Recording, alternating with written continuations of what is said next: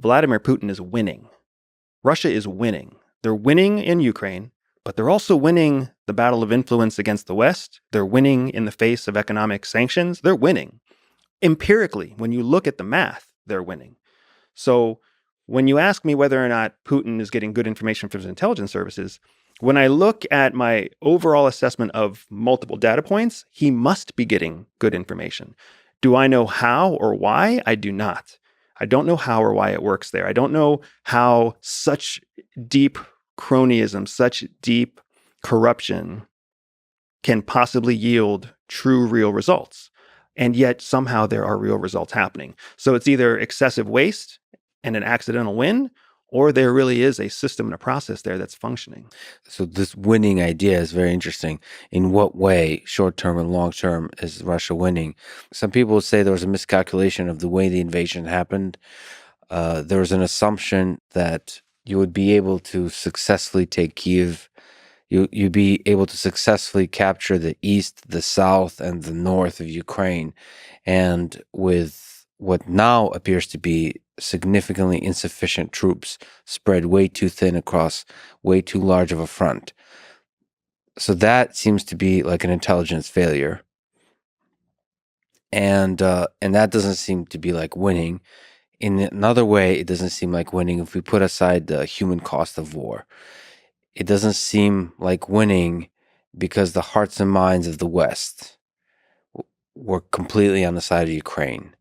This particular leader in Volodymyr Zelensky captured the attention of the world and the hearts and minds of Europe, the West, and many other nations throughout the world, both financially, in terms of military equipment, and in terms of sort of social and cultural and emotional support for the independence fight of this nation.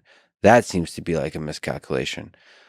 So against that pushback, why do you think there's still kernels of winning in this on the Russian side?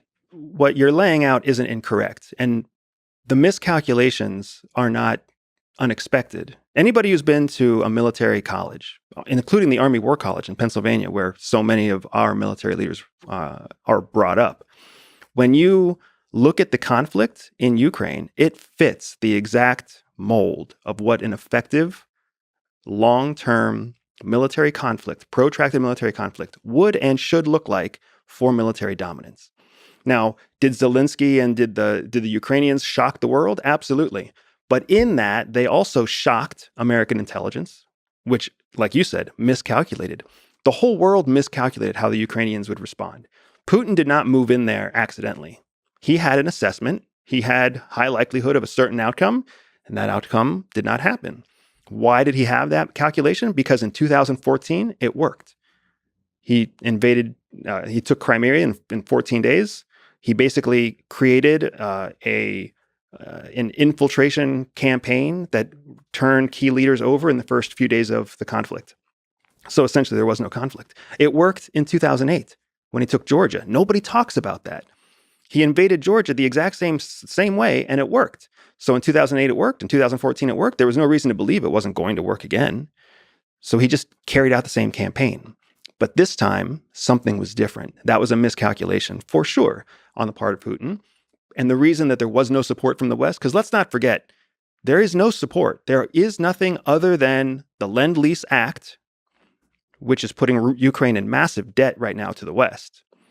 That's the only form of support they're getting from NATO or the United States. So if somebody believed Ukraine would win, if somebody believed Ukraine had a chance, they would have gotten more material support than just debt.